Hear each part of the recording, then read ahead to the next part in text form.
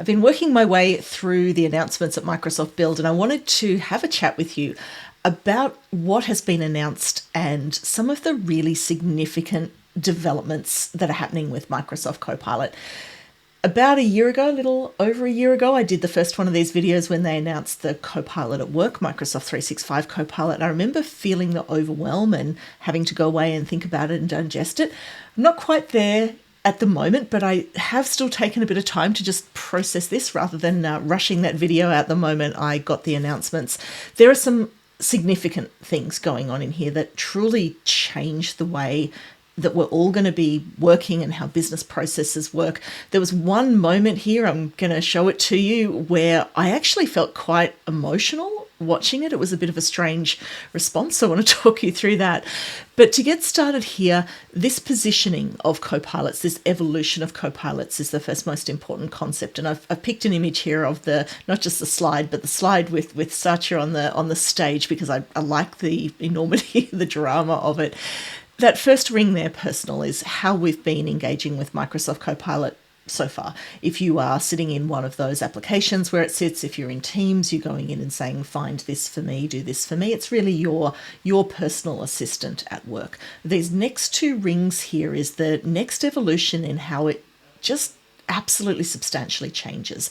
I'm going to come back to the team one. That's cool. But I wanted to start with this agent one, because this is actually, for me, one of the two most significant things that's coming out of this in the way that we think about Copilot, and completely blows up the concept of what we've seen about AI before. There is another blow up moment coming as well. There are two sort of blow up moments for me out of this today.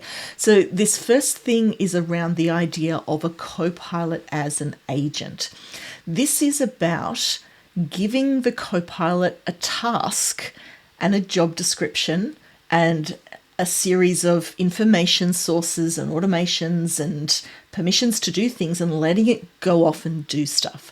So this is shifting now from the idea of a chat interface. A Copilot is no longer just about a chat interface, and the way that AI works with us and the way that we're going to be working with AI at work is entirely about changing business processes and really thinking how business processes can be done. So this is more than just something like Power Automate, where you say, here's a trigger and an action and go away and do these things.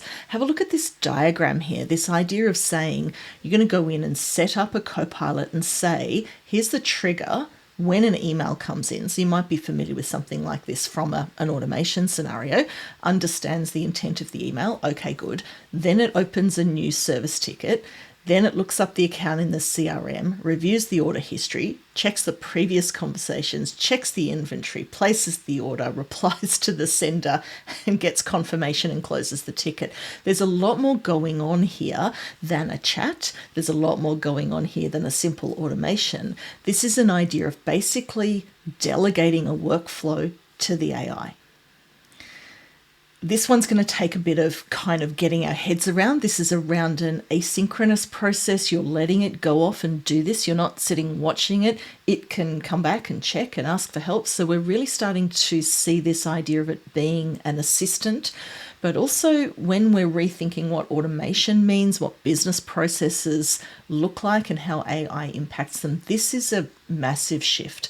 And as I said, this is something Satya flagged in the keynote as something that's a huge shift that we're going to be seeing. Let me play you the little sizzle video here from the keynote that shows you some of the screenshots of this, because this helps you to understand a little bit better what's going on. The idea here is that you're going to be able to create a Copilot just by firstly describing what you want the role to be, and then we give it instructions. This is what we want it to do. Here are your triggers. Here are the knowledge sources. We're going to come back to that. And the actions that you want it to take, and then you publishing that out into the world. So all of this is done with the point and click interface that we see in there. We'll have a look at those connectors and plugins and actions and things in a moment. There's a couple of other pieces that they showcased as well that I think are really, really important to be aware of. These are really cool, exciting things. We have got the ability for the Copilot to understand and use images. So we saw the example of a receipt here, and that it can analyze that receipt and scan that. And the other thing here is that the Copilot can have memories, contextual understanding based on the history. So this is going to allow it to have those longer running conversations, or if someone's coming back over a period of time, that it's giving you that more human-like interaction of it actually remembering things.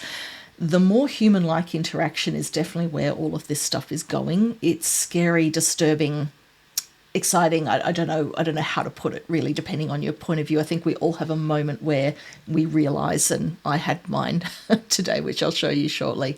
So the other thing in here is that it can also learn from what you teach it. So this is something that people have asked for a long time. You can actually kind of correct it and give it lessons and help it learn along the way.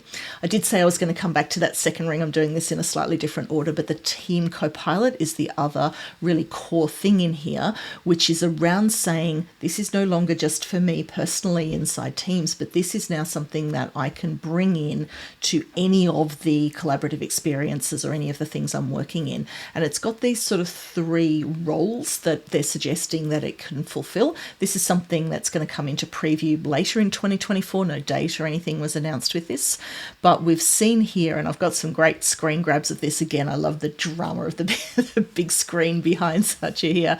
This idea of it being a meeting facilitator. So you're actually bringing it in and it's giving you this kind of meeting note taking as we go along. This is possibly a little bit similar to what we're already used to, but also that you can bring it in these other types of roles of coordination or project management and use it in other applications, not just in Teams. So things like Loop and Planner, so that it's keeping up to date. So the image here, we can see that it's keeping the notes on the side. And then, from this deck, suggest 5 characteristics of what we should highlight, and it's bringing that out. And you'll see here Copilot in Planner as well. So what we're seeing with this is that Copilot comes out of the personal chat and exists in group chats, in Teams, in Loop, in Planner, in those kinds of collaborative scenarios, and kind of playing a bit more of a role of another team member in that collaborative way. This is the one that really blows my mind. Last week before build, OpenAI announced this new model, which you may have come across, GPT-4o. This is a really important concept for us to get across now, the real-time multi-modal copilot. Essentially what this means is that you can interact with voice, but it can also see things with your camera on the device you're using, on your screen if you allow it to see your screen, and then it can actually kind of interpret in real time. And some of the demos of that have been absolutely mind-blowing. I've actually got the GPT-4 on my phone here. Let's see. I've had some troubles with this because everyone's been on it. Hey GPT, how are you going?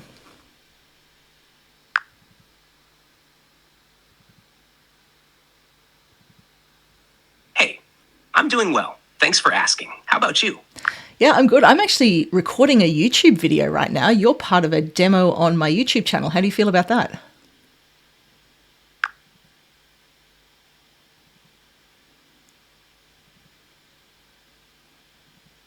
That's awesome. I'm glad to be part of your video.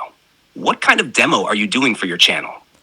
Well, I wanted to show them basically how you work so that we're having a conversation here about how exciting all this stuff is. What do you think about it? That sounds like a fun and engaging video. I'm excited to show your audience. Now I'm going to show how I can interrupt you here and just completely change the topic. Can you help me out with like TV shows I might enjoy? I'm really enjoying watching Mad Men at the moment. What else might I like? Sure. If you're enjoying Mad Men, you might like The Marvelous Mrs. Maisel for its witty dialogue and period setting. Another great option is... That's actually a really good suggestion. That's one of my favorite shows. And hey, I'm about to go to Slovenia next week. What's the top thing I should see when I'm there? That sounds amazing. When you're in Slovenia, you definitely have to visit Lake Bled. It's incredibly picturesque with its stunning lake, island church, and All right, thanks. Hey, I've got to go now. Thanks for your help. Bye.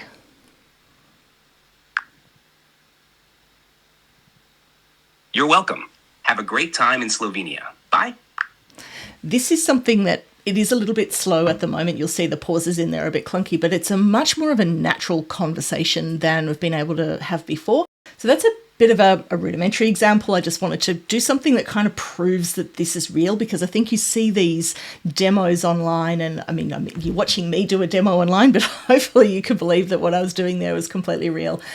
This stuff is very real. Let me show you how this goes up another notch now with bringing in the camera and a connection to a website. The reason this is important for us in people who work with Copilot and Microsoft technology is that the same day OpenAI announced this, Microsoft announced that the OpenAI model, Azure OpenAI, would have this model in it. And then the build announcement was that that is now generally available, which means we can start building apps and experiences using this. This is the one that kind of got me though. Look, take a look at this. All right, let me ask the agent here. Hey, Seth, how's it going? What can I help you with today? I am fantastic. I'm sorry, I'm in such a hurry. I'm going to go on an overnight camping hike where we're camping all this. It's going to be dark, cold. Should I use these shoes? It's the mountains. It's probably going to be cold. Great, no worries. Let me take a look. Ah, those are the Trek Star hiking sandals. While they're fantastic for summer hikes and keeping your feet cool, they might not be the best choice for cold. Oh my goodness. So, okay, I'm sorry to interrupt you. Pick the best thing that I should use, and can you just add it to my cart? Just one product. No worries. Let's go with the Trek Ready hiking boots. They're durable, provide great ankle support, and most importantly, they'll keep your feet warm in the cold mountains. I'll add them to your cart now. Ready for checkout? I see that. Amazing. Muchísimas gracias. Espero que me vaya bien en el campamento. De nada, Seth. Disfruta de tu campamento y mantente caliente con esas botas. Buena suerte y diviértate en las montañas. I don't quite know why that part gets me every time when he switches into Spanish.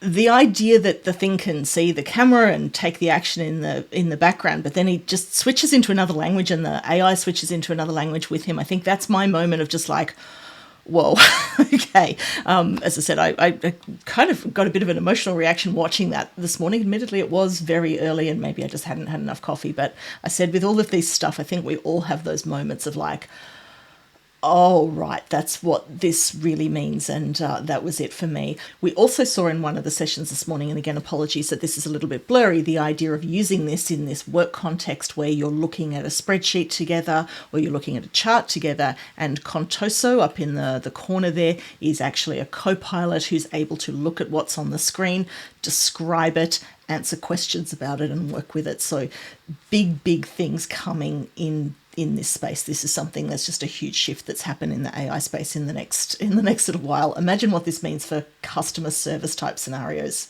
a year from now, 6 months from now. So let's talk about some of the building blocks here as well, because this is important. And there's two main parts to this that I want to cover. The first one here is about the Copilot Connectors. This is about grounding your Copilot in organizational knowledge, which is really important. We have seen this before, and I've done some videos that show this where you've got Copilot Studio and you ground it in your data. So this is not just like ChatGPT with generally answering things based on a predictive model. You're actually connecting your Copilot into your organizational data, your website, your SharePoint documents, uploading documents. This now just got leveled up.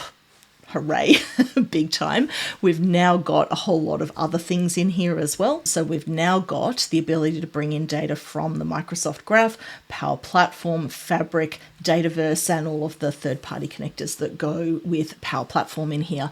So this experience is, which I can't wait to get my hands on, it's like connect knowledge. There's a button in there that just goes add knowledge. And then where would you like to start? Of course, I am delighted to see Dataverse in there now, because I think this idea of being able to connect to those tables in Dataverse and bring that in really easily is something that I've been missing in there, and I'm very excited to see that coming in. And so then it will be able to answer questions. So this is in this section of generative answers of Copilot Studio, but now the amount of places you can connect to and the ease with which you can do that is a whole lot better. And then the other piece here, of course, is around Copilot Extensions plugins. This is around being able to extend what the Copilot can actually do.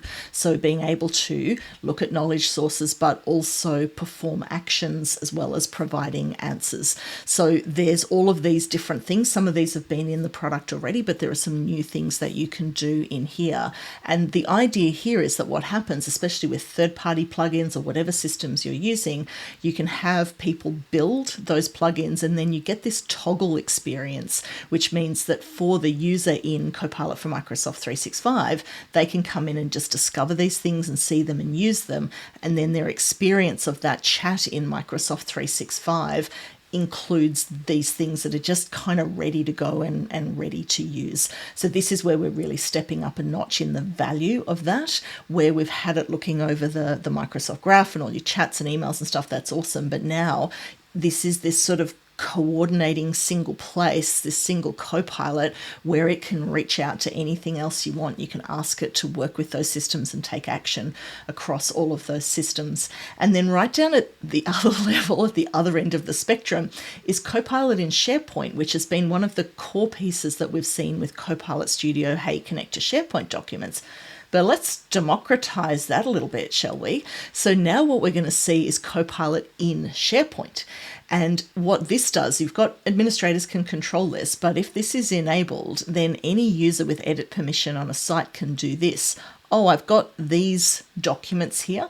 I need to start discovering and finding information and collaborating on this in real time. Tick, tick, tick, tick, create Copilot, and then make any edits, describe what's going on, and bang, straight away, now we've got this down the right-hand side in that sidecar panel of being able to add, ask, I can't even get my words out, it's so astounding, that we can go in and just ask it the question. So you don't even need Copilot Studio for this stuff anymore. Let me know what you think is the most exciting here. I'm going to continue to process this and do more videos and see what you think. If you'd like to learn more about how to get started with Copilot Studio as it is, I've got a tutorial here, which no doubt will be updated at some point in the near future with all of these new things. Let me know what you think and what you'd like to hear more about. And as always, thanks for watching.